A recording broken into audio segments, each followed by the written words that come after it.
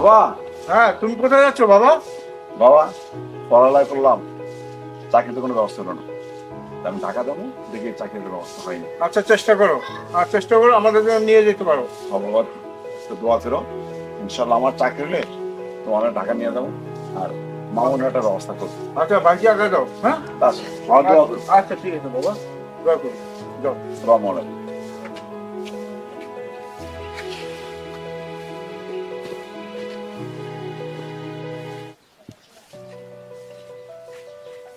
মাসুদ, আরে ইমরান, তুই এখানে?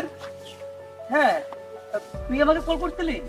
আমি তোর কল করছিলাম, কারণ আমি পড়ালেখা শেষ করে আমাকে কাজ নেই, চিন্তা করলাম আমি তোরই চিন্তা করি।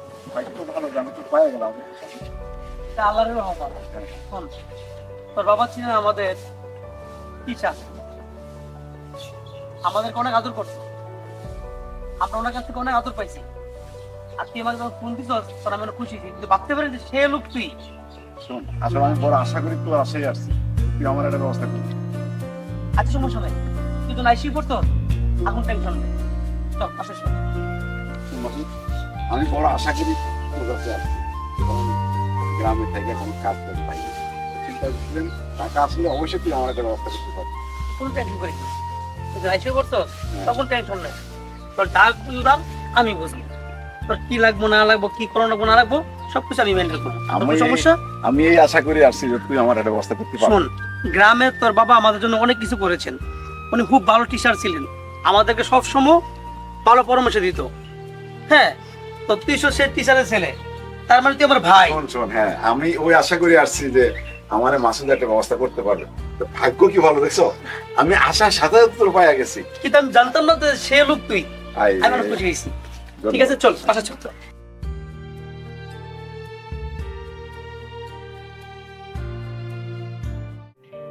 কি রে, তোর মন খারাপ কেন? মাসুদ, আসলাম অনেকদিন হইলো, এখন হইতে পাইলাম না, কিন্তু আমার চলবো গ্রামে তো আমার বাবা খুব অসুবিধা আছে, কিছু নাই। আমার future এ বেশি পায় না। ঢাকা শহর থাকলে কি সহজ? বললে হয়ে জায়গা? তোর কি মামা হালুর জোর আছে? হ্যাঁ, এমপি বুঝে পাওয়ার আছে? আমার বন্ধু আছে না, আমার কোনো চিন্তা আছে আমার বন্ধু থাকতে? ঠিক আছে, তুই ধৈর্য ধর, ধৈর্য হারালে তো হবে না। ধৈর্য তো ধরলাম, কতদিন থাকবে বেকার? টেনশন করিস না, তুই যখন আমার কাছে আসছস, তোর একটা একটা ব্যবস্থা আমি করবই। আর ঢাকা শহরে ইচ্ছা করলে চাকরি পাওয়া যায় না, ইচ্ছা করলে কিছু একটা করা যায় না। এখন ঢাকা শহর অনেক টাফ, আগে ঢাকা শহর নাই। শোন, তুই টাকা থাকাতে আমার একটা ভরসায় আমি আসছি, তুই আমার একটা ভরসা করতে পারবি। এর এক কাজ কর, বাঁচলাম তোর যদি অন্য কিছু করামো, সেটা চাকরি বাকরি সম্ভব না, তাহলে আমি যা করি তোরা যে তাই করামো। তুই রাজি? অবশ্যই, অন্ত আমার কাজ দরকার, আমার তো বাড়িতে টাকা পাঠাইতে হবে না, তো আমরা খুব অসুবিধা। এই শহরে যারা আসে টাকার জন্য আসে, এ শখকে আসে না। হ্যাঁ। সমস্যা নাই, তাহলে আমি যা করি তোরা যে তাই করামো।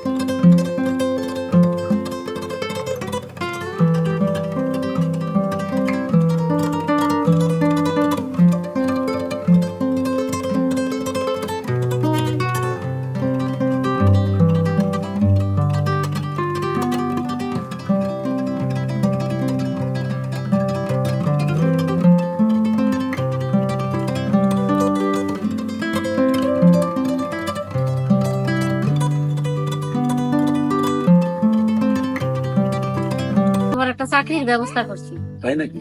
হ্যাঁ, একটা বড় ব্যাংকের এমডি আমার বাবার ল্যাংটাকালের বন্ধু। ও তাই? হ্যাঁ, তুমি যদি আবার আসো তাহলে তোমার সিভিটা নিয়ে এসো। অবশ্যই আমি সিবি নিয়ে আসবো। নিশা, আমি গরিব ঘরের ছেলে। আমার বাবা আমার চাকরি দিলে আমি তোমার অর্ধেক শিরুরি নিয়ে থাকবো। আচ্ছা, তোমার যদি চাকরিটা হয়ে যায় তাহলে তুমি কি করবা? শোনো, আমার বাবা খুব গরিব মানুষ, অনেক দেনা করে আমাকে পড়ালেখা করেছে। আমি ফার্স্টে আমার বাবার দেনাগুলি পরিশোধ করবো, তারপরে ম্যাচের যেই পাওনা আছে পানা পরিশোধ, তারপর মুদি দোকানে পরিশোধ করবো, তারপরে আমি তোমাকে বিয়ে করে I love you. Will you marry me? অবশ্যই, আমি তো তোমাকেই বিয়ে করব। আই লাভ ইউ জান। আমি তোমার মুখ থেকে এই কথাটাই শুনতে চেয়েছিলাম। আমি তোমাকে অনেক ভালোবাসি। আমি তো তোমার মুখ থেকে এই কথাটাই শুনতে চাচ্ছি জান।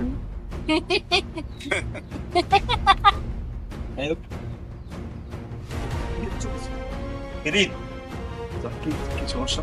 তোমার নামে কমপ্লেন আছে? কি করবি? থানায় চলো, বুঝতে পারবো। স্যার, ওর অপরাধটা কি? ওর অপরাধ কি দেখাবো?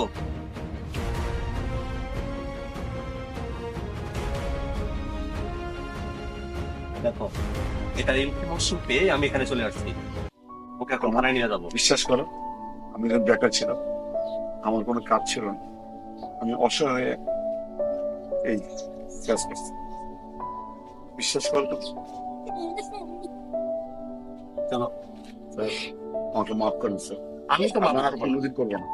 সেটা আইন দেখবে, আমার করার কিছু নেই। আমার ডিউটি এখন থানায় চলো। চলো।